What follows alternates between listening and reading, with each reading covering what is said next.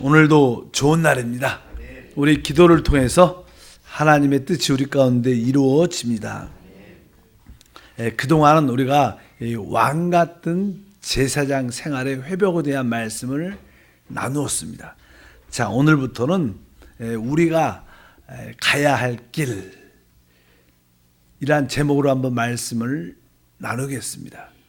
구원받은 우리는 주님을 따르는 자들입니다. 우리가 주님을 따를 때 주님이 가신 그 길을 가야 될 텐데, 우리가 주님이 가신 길이 어떠한 길이었고 우리가 가야 할 길이 어떠한 길인가, 그런 길에 대해서 한번 말씀을 나누겠습니다. 우리 크리스찬들이 첫 번째로 주님을 따르기 위해서 가야 될 길은 믿음의 길입니다. 믿음의 길. 한번 따라할까요? 믿음의 길. 사실 믿음의 길이라는 뜻은 어떠한 의미를 갖고 있는가? 사실 믿음의 길이라는 것은 바로 은혜의 길을 의미합니다.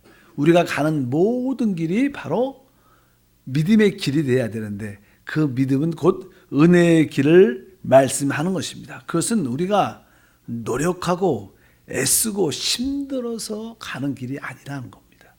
바로 주님께서 우리에게 모든 것을 이루셨기 때문에 그 은혜를 진짜 알고 은혜로 가는 길이 되어야 될 것이다. 갈라디아서 5장 4절에 이런 말씀이 있습니다. 율법 안에서 의롭다함을 얻으려 하는 너희는 그리스도에게서 끊어지고 은혜에서 떨어진 자로다. 여기서 우리는 알지 못하게 종종 율법 안에서 하나님의 의를 찾는 경우가 많습니다. 만약에 우리가 율법 안에서 의롭다함을 얻으려고 한다면 그리스도에게서 끊어지고 은혜에서 떨어진 자, 이렇게 말씀합니다. 이 의미는 우리가 참된 믿음의 길을 가는 것을 알지 못한다면 우리는 결국 율법을 지키는 그리스도인이 될 수밖에 없다. 그래서 우리는 자연스럽게 율법을 지키려는 그런 경향이 우리 안에 배어 있습니다. 그런데 하나님께서 우리에게 요구하시는 것은 바로 믿음의 길인 줄 믿습니다. 여러분들이 진짜 믿음의 길, 은혜의 길을 알 때 이 죄의 권세에서 벗어날 수 있습니다. 많은 자들이 죄에서 벗어나고 죄의 권세에서 벗어나고 승리의 삶을 살기 원하지만 그것이 잘 안 되는 이유는 바로 우리가 믿음과 은혜의 길을 올바로 영적으로 깨닫지 못하고 알지 못하기 때문이라고 말씀을 드립니다. 그래서 어쩌든지 하나님, 내가 이제 주님을 따르기 위해서 오직 믿음의 길, 의의 길을 가게 하옵소서. 믿음과 은혜가 있을 때 성령이 역사합니다. 참 중요한 말이죠. 진짜 내가 믿음의 길을 가고 은혜의 길을 갈 때 성령이 함께 하시는 거구나. 그렇지 않고 나의 행위나 열정적인 노력으로 간다면 거기에는 성령과 관계없다는 것을 분명히 알아야 됩니다. 오늘 이 갈라디아에서 말씀을 이렇게 보게 되면, 원래 처음에 그냥 갈라디아 교회를 사도 바울이 세웠죠. 그래서 바로 복음의 말씀을 전하고 은혜의 말씀을 강력하게 전해서 갈라디아 성도들이 아주 그 복음의 말씀, 믿음과 은혜를 받아들여서 그들이 처음에 놀라운 축복과 은혜를 누렸었습니다. 그런데 이제 바울이 또 다른 지역에 가서 교회를 세우고 또 양육하는 그런 과정을 보다 보니까 그 교회 안에 바울이 없을 때 다른 가르침들이 그 갈라디아 교회 안에 들어왔어요. 그래서 그들이 하나님이 주신 그 은혜와 믿음의 길을 잃어버리고 다시 율법의 종로로 타는 모습을 갖게 됐습니다. 그래서 갈라디아서 오늘 5장 2절과 3절을 보면 이 갈라디아 교회에 바울이 없을 때 다른 가르침이 들어왔는데, 어떠한 다른 가르침인가? 1절부터 보니까 그리스도께서 우리를 자유롭게 하려고 자유를 주셨으니 그러므로 굳건하게 서서 다시는 종의 멍에를 매지 말라. 보라, 나 바울은 너희에게 말하노니 너희가 만일 할례를 받으면 그리스도께서 너희에게 아무 유익이 없으리라. 내가 할례를 받은 각 사람에게 다시 증언하노니 그는 율법 전체를 행할 의무를 가진 자라. 여기 보면 다른 가르침인데 우리 그리스도께서는 우리에게 자유를 주러 오셨습니다. 모든 법에서의 자유를. 그런데 이 갈라디아 성도들이 다른 가르침을 받아들이면서 다시 종의 멍에를, 율법을 지켜야 한다는 종의 멍에를 메고 있었습니다. 그래서 너희가 할례를 받아야 된다, 그런 가르침. 또 그래서 할례를 받는 사람이 있었기 때문에 만약에 할례를 받는 그런 사람이 있다면 너희는 율법 전체를 다 의무적으로 지켜야 된다. 너희는 바로 그리스도와 상관이 없다. 이렇게 말씀을 합니다. 우리는 여기서 우리의 어떤 행함, 외적인 우리의 모습들이 바로 믿음과 은혜와 달라지는 것을 분명히 알아야 됩니다. 그럼 여러분들이 믿음의 길, 은혜의 길을 가려면 우리가 한때는 아담 안에 있었지만 지금 그리스도 안으로 옮겨져 있다는 사실을 영적으로 봐야 됩니다. 우리가 왜 죄를 짓는가? 우리는 아담 안에서 죄 가운데 태어났기 때문에 자연스럽게 죄를 짓니다. 죄를 지려고 노력해서 죄를 짓는 것이 아니라 우리는 아담 안에 속해 있기 때문에 죄를 짓는 것이 우리의 모습인 것을 기억해야 됩니다. 로마서 5장 12절 말씀을 읽어보면 그러므로 한 사람으로 말미암아 죄가 세상에 들어오고 죄로 말미암아 사망이 들어왔나니 이와 같이 모든 사람이 죄를 지었으므로 사망이 모든 사람에게 이르렀느니라. 여기 보면 그러므로 한 사람으로 말미암아, 이것은 아담을 말하죠. 인류의 첫 번째 조상이었던 아담이 죄를 지므로, 사실 아담이 죄를 질 때 우리가 어디 있었는가? 우리는 어떻게 보면 아담의 그 씨 안에, 그 몸 안에 있었죠. 사실 그게 후손이니까.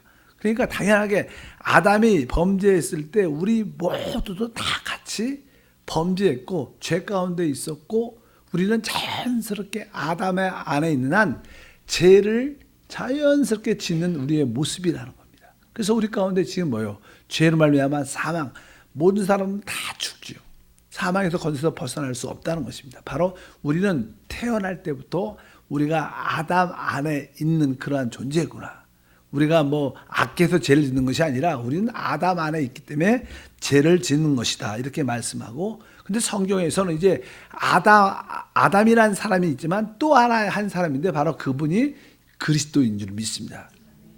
성경은 항상 두 사람을 말씀하는데 로마서 5장 17절 읽어보니까 한 사람의 범죄로 말미암아 사망이 그 한 사람을 통하여 왕노릇하였은즉 더욱 은혜와 의의 선물을 넘치게 받는 자들은 한 분 예수 그리스도를 통하여 생명 안에서 왕노릇하리로다.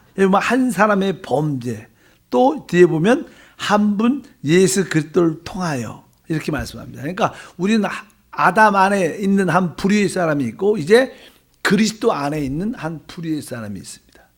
그렇기 때문에 이 아담 안에서 자연스럽게 죄와 사망이 우리에게 역사하는 것처럼 이제 우리가 그리스도 안에 있으면 우리에게 의와 왕노릇함이 자연스럽게 나타난다는 것입니다. 그것을 우리가 분명히 알아야 될 줄 믿습니다. 아까 로마서 5장 17절에 중간에 더욱 은혜와 의의 선물을 넘치게 받는 자들은, 이러면 더욱이라는 단어가 있습니다. 아담 안에서 우리가 죄와 사망 가운데 있지만 그렇다면 더욱 그리스도 안에서는 우리가 의와 생명을 당연하게 누리지 않겠는가? 왜? 그리스도가 훨씬 더 강하신 분이니까. 그래서 이 더욱이라는 단어가 있습니다. 아담 안에서 우리가 죄와 사망이 우리 가운데 자연스럽게 역사했지만 우리가 그리스도 안에 있다면 자연스럽게 의와 바로 죄를 권세에서 벗어나고 왕노릇하는 축복이 자연스럽게 나타나는 것이 우리의 참된 믿음이다. 우리가 믿음의 길, 의의 길을 가면 이러한 놀라운 축복이 우리 가운데 함께할 줄 믿습니다. 그래서 이제 우리가 그리스도 안에 있다는 사실 우리가 알아야 돼요. 우리는 구원받기 전에 아담 안에서 죄와 사망의 종노릇했었지만 이제는 내가 아담 안에서 주 예수 믿을 때 그리스도 안으로 옮겨져 있다. 나는 지금 그리스도 안에 있다. 이런 확신과 믿음이 있어야 됩니다. 나는 그리스도 안에 있다. 그래서 우리 로마서 8장 1절에 그러므로 이제 그리스도 예수 안에 있는 자는 결코 정죄함이 없다. 그리스도 예수 안에 있는 자, 여러분들이 진짜 그리스도 안에 있다는 참된 믿음, 그 은혜를 안다면 결코 우리에게 정죄함이 없을 것이다. 이렇게 말씀합니다. 고린도후서 5장 17절도 그런즉 누구든지 그리스도 안에 있으면 새로운 피조물이다. 바로 우리가 그리스도 안에서 새로운 창조물이 된 줄 믿습니다. 바로 새로운 피조물이다. 이런 일, 우리가 어떻게 그리스도 안에 있게 됐는가? 그것은 하나님이 그렇게 우리를 하셨어요. 그래서 성경에 이 고린도전서 1장 30절 말씀을 읽어보니까 너희는 하나님께로부터 나서 그리스도 예수 안에 있고, 우리가 어떻게 지금 그리스도 예수 안에 있게 됐는가? 바로 하나님께서 나서 하나님께서 하신 일이라는 거예요. 누구든지 주 예수를 믿으면 하나님께서 우리를 그리스도 예수 안에 있게 하십니다. 그래서 우리가 예수 믿었을 때 우리는 이제 어디 안에 있어요? 그리스도 예수 안에 있다. 그리스도 안에 나는 있다. 이것이 믿음입니다. 이것이 하나님의 은혜인 줄 믿습니다. 우리가 노력해서 간 것이 아니라 하나님께서 우리를 그리스도 안에 있게 하셨다. 그래서 여러분들은 내가 아담에 있다는 생각을 하면 안 됩니다. 이제 나는 그리스도 안에 있다. 이것이 가장 그 믿음으로 바로 은혜로 가는 길의 시작인 줄 믿습니다. 나는 어디 있는가? 나는 이제 아담 안에서 그리스도 안으로 옮겨져 있다. 이제 그리스도 안에 있는 모든 축복이 다 나의 것입니다. 아까 말씀드렸습니다. 아담 안에 있을 때 우리는 죄와 가난과 저주와 사망을 유산으로 받았어요. 이 아담 안에 있는 사람들은 다 죄, 사망, 저주, 죽음 가운데 있죠. 그러나 이제 그리스도 안에 있는 우리 모든 사람들은 의와 죄의 권세를 이기고 생명 안에서 왕노릇하는 것을 유산으로 받은 줄 믿습니다. 그래서 여러분 삶 속에는 그러한 축복과 은혜가 함께할 줄 믿습니다. 아담 안에서 유산을 받은 것처럼 이제 우리는 그리스도 안에서 이루신 놀라운 축복들이 다 우리의 것인 것을 분명히 알아야 될 줄 믿습니다.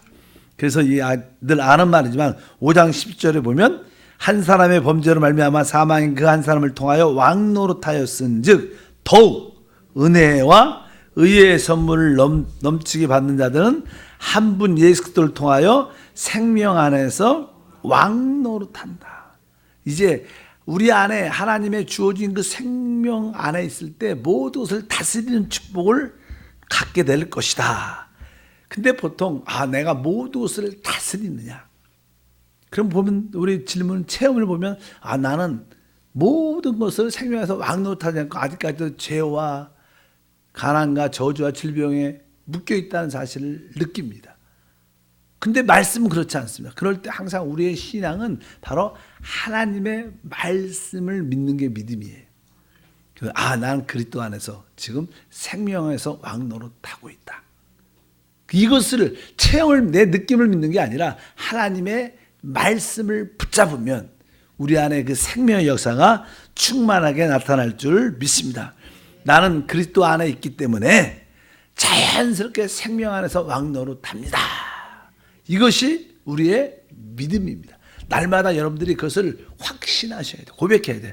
나는 그리스도 안에 있기 때문에 바로 생명에서 왕노릇하고 있습니다. 아멘. 날마다 이러한 고백을 해야 여러분들에게 그 믿음의 길을 체험하는 역사가 함께할 줄 믿습니다. 아까 갈라디아 교회도 처음에는 이러한 축복이 있었어요. 그런데 그들이 느슨하고 깨어있지 않으니까 다시 자기 율법으로 돌아가는 모습이 있었어요. 항상 우리는 순간순간 내가 믿음과 은혜의 길을 가리라. 나는 모든 일에 있어서 믿음으로 가고 은혜로 가리라. 내가 모든 축복을 믿음으로 받고 은혜로 받으리라. 이것이 확신이 있어야 돼. 그렇지 않으면 자꾸만 여러분들이 내가 열심히 해야지 그런 착각에 빠질 수 있다는 것을 분명히 기억하시고 나는 그리스도 안에 있기 때문에 오직 믿음의 길, 은혜의 길로 가리라. 이런 고백이 있기를 바랍니다. 그래서 우리에게 말씀이 필요하죠. 성경 전체는요. 율법의 말씀도 있고요. 복음의 말씀도 있다. 기록된 하나님 말씀이지만 구약적인 말씀들은 대부분 율법적인 말씀이 많이 기록되어 있어요. 그래서 신약은 뭐예요? 바로 복음의 말씀, 생명의 말씀인 줄 믿습니다. 분명히 그것을 영적으로 구분해서 내가 오직 복음의 말씀으로 믿음으로 은혜로 이 길을 가겠다. 그런 마음을 갖길 바랍니다. 이제 믿음이 있는 사람들은, 은혜가 있는 사람들은, 은혜란 자체가 그런 뜻이에요. 내가 수고하지 않았는데, 내가 아무것도 하지 않았는데 하나님이 주신 축복을 말하죠. 그러니까 참된 믿음이 있는 사람은 은혜에 사는 사람인데, 그런 사람들은 마음속에 뭐가 있냐면 안식이 있고 평강이 있어요. 내가 수고하고 노력하려면 거기에 불안이 있고 염려가 있죠. 열심히 해야 되는데, 한 축복받으면 열심히 해야 되는데, 이거 안 하면 안 되는데, 이러한, 사실 새벽 예배도 어떻게 보면 새벽 예배 나온다, 이것은 뭐냐, 일반적인 사람들 이야기지만 내가 응답받으러 나온다, 내가 축복받으러 나온다, 이런 의미도 있겠지만, 또 어떤 분들은 진짜 주님이 말씀이 좋아서, 하나님 말씀이 아주 생명과 은혜가 있기 때문에 하나님을 사랑해서 나오는 사람도 있어요. 사실 어디 나온 모습은 똑같지만 내용은 다를 수 있죠. 내용은 내가 축복받으려고, 아니면 어떤 분은 나는 이미 축복받아서 감사해서 나오겠다. 어쨌든 여러분들이 나는 오직 믿음의 길을 가리라, 은혜의 길을 가리라, 이 사실을 자꾸만 인식해야 됩니다. 그렇지 않으면 우리가 종교적인 사람이 될 수밖에 없다. 그래서 분명히 알아야 될 줄 믿습니다. 신약의 가르침이 무엇이냐? 믿음의 길을 가라고 말하고 은혜의 길을 가라고 말합니다. 그럴 때마다 성령의 역사한 줄 믿습니다. 근데 나는 이렇게 말하죠. 어떻게 우리가 믿음 안에, 은혜 안에 거할 수 있는가? 우리 요한복음 15장에 보면 이런 말씀이 있습니다. 요한복음 15장에 우리 5절이죠. 보면 나는 포도나무요 너희는 가지다. 그러니까 이미 포도나무와 가지는 이미 그렇게 하나 된 상태에 이미 있는 거예요. 여러분들이 주님을 믿을 때 여러분들은 이미 그분의 뭐가 됐어요? 가지가 된 거예요. 가지는 내가 노력해서 가지가 되는 게 아닙니다. 그냥 포도나무에 그냥 원래 그렇게 붙어 있는 거예요. 여러분들이 주 예수를 믿는 그 순간 여러분들은 가지입니다.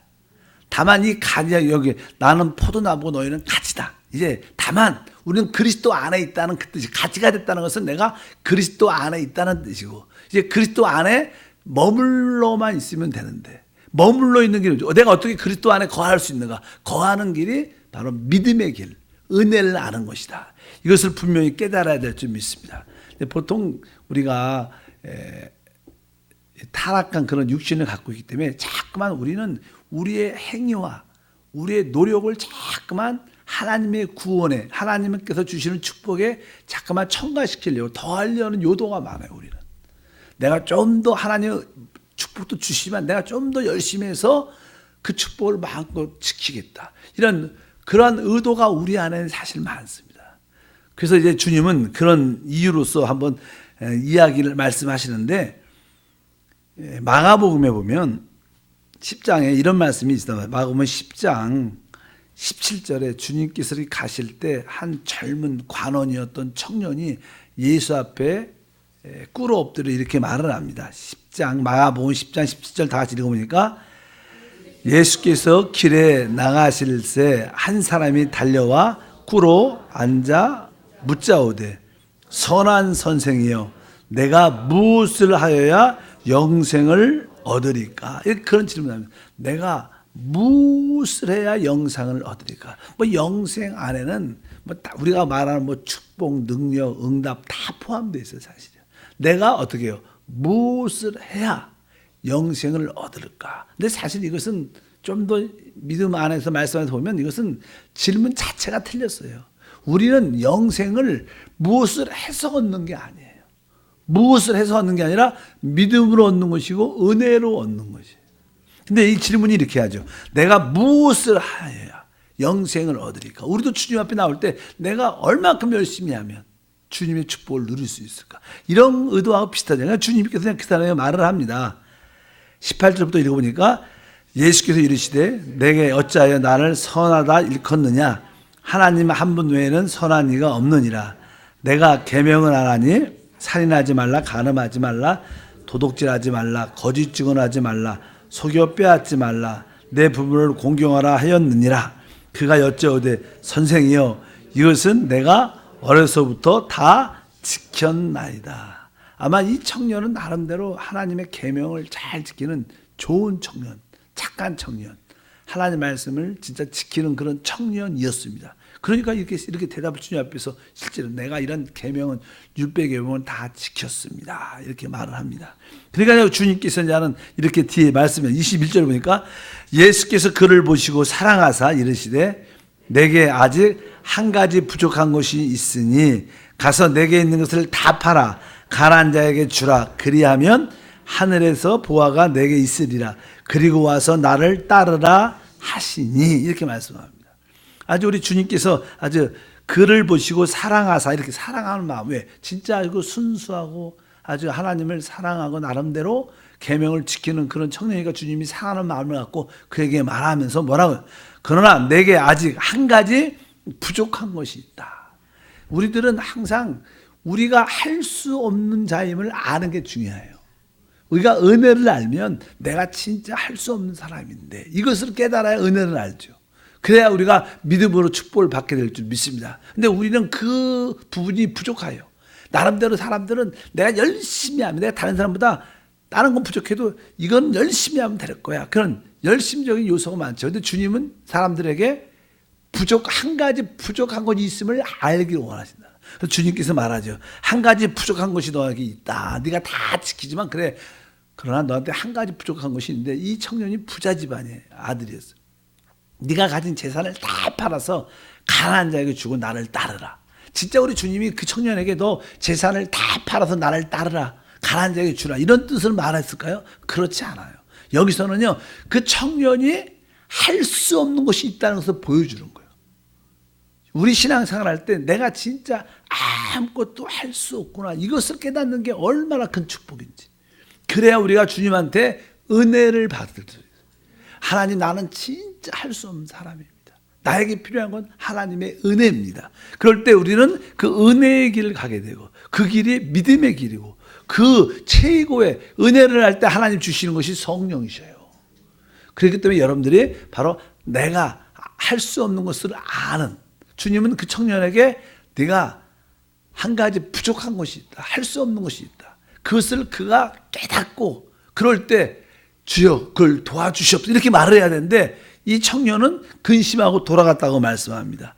여기서 기억해야 될 줄을 믿습니다. 그래서 나에게 할 수 없는 것이 있다는 것을 아는 것이 축복 중에 축복이다. 우리 아침에 나오는 것도 우리가 하나님 내가 할 수 없습니다. 진짜 부족합니다. 이것을 알기 때문에 주 앞에 나오는 줄 믿습니다.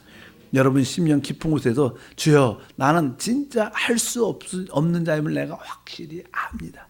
나에게는 오직 주님의 은혜가 필요합니다. 만약에 이런 의식이 없으면 율법, 어떤 법을 지켜서 내가 축복을 받으려고 하죠. 그러나 내가 할 수 없는 것을 확실히 알면 우리는 은혜를 사모하게 되고 그 은혜가 바로 우리에게 주신 주 예수 그리스도이신 줄 믿습니다. 그래서 우리는 할 수 없는 자입니다. 우리 옛사람, 나의 어떤 약한 부분은 어떤 것은 할 수가 있겠지만 진짜 중요한 것은 우리가 할 수 없는 사람입니다. 그래서 우리는 우리 옛사람은 할 수 없는 자이기 때문에 알기 때문에 성경은 계속 우리 옛사람을 끝냈다, 십자가에서 죽었다는 표현을 많이 해요. 우리 로마서 6장 6절에 우리가 알거냐 우리의 옛사람이 예수와 함께 십자가에 못 박힌 것은 이렇게 말합니다. 우리 옛사람이 왜? 이 옛사람이 자꾸만 옛사람의 기능은 자꾸만 할 수 있다고 생각을 하는 거예요. 계속 할 수 있다고. 내가 열심히 하면 할 수 있어. 이 생각이 많은 거야. 근데 우리 주님은 우리에게 우리 옛사람이 십자가에서 못 박혔다. 왜? 옛사람은 안 되는 겁니다. 그 다음에 우리 갈라디아서 2장 20절도 내가 그리스도와 함께 십자가에 못 박혔다. 이렇게 말하는 거예요. 그래서 우리 신앙에서 내 옛사람, 내가 죽은 자구나. 그러니까 내가 죽었으니까 율법을 지킬 수도 없고 지킬 필요도 없는 거예요. 그래서 여러분들 분명히 알아야 돼요. 우리 주님이 주신 것은 우리에게 자유인 줄 믿습니다. 많은 사람은 아직 자기의 옛사람을 자기를 붙잡고 그 옛사람과 자기를 가지고 열심히 하나님께 나가는 거예요. 근데 이것이 안 된다는 거예요. 만약에 어떤 사람이 교통사고를 냈어요. 만약에 사람을 치었어요. 큰 사고를 냈는데 그러면 당연하게 교통법에 의해서 그 사람들은 벌을 받아야 돼요. 당연하죠. 근데 만약에 그 운전사도 죽었어. 그러면 어떤 그 사건에 대해서는 모든 것이 종결됩니다. 왜? 그 운전한 사람이 살아있다면 사람을 치어서 상해를 입혔다면 거기에 대한 벌을 받아야 되는데, 근데 운전사가 죽었어요. 운전사가 죽으면 그 모든 법에 대해서 자유하게 돼요. 여러분, 내 옛사람이 죽은 것을 알면 우리는 율법에 대해서 진짜 자유한 거예요. 많은 사람이 법에 대한, 율법에 대한 어떤 지킴을 두려워합니다. 내가 하나님이 법을 지켜야 되는데, 그래야지 하나님이 기뻐할 텐데. 왜? 아직 내가 옛사람이 죽은 걸 모르는 거예요. 성경은 오늘 내 사람이 십자가에 함께 그리스도와 함께 죽었다. 내가 그리스도와 함께 십자가에 못 박힌 것을 믿습니다. 이것을 여러분들이 확실히 알아야 여러분들이 율법에서 벗어나고 그 다음에 진짜 자유한 신앙생활을 하고 바로 은혜를 받게 됩니다. 그래서 성경에서는 계속 우리 옛사람, 할 수 없는 내 옛사람은 끝났구나. 그러니까 내가 노력할 필요가 없어요. 내 자신은 죽었는데 내가 노력해서 축복받으려는 이런 생각 자체가 없어요. 우리는 믿음으로 축복받는 거예요. 우리는 은혜로 축복받습니다. 이것을 꼭 기억해야 돼요. 그럼 우리는 모든 수고와 노력에서 자유해질 수 있어요. 그래서 신앙생활이 자유한 거예요. 아주 신나고 재밌는 겁니다. 그렇지 않으면 자꾸만 자기 옛사람을 붙잡고 자기를 붙잡고 내 모습으로 주님께 나가려고 하면 신앙생활이 피곤하죠. 힘들고. 주님이 말씀할 때 수고하고 무거운 짐들 다 내게로 오라. 바로 종교를 지키는 사람들은 수고와 무거운 짐을 진다는 것을 분명히 깨닫기를 바랍니다. 하나님 아버지 감사합니다. 다시 한번 우리가 참되게 주님을 따라가는 길을 알게 하옵소서. 첫 번째 길은 이제 믿음의 길, 은혜의 길입니다. 우리의 모든 것이 믿음의 길로 가게 하시고 은혜로의 길을 갈 수 있는 깨달음을 더하여 주시옵소서. 주 예수 이름으로 기도함나이다. 아멘.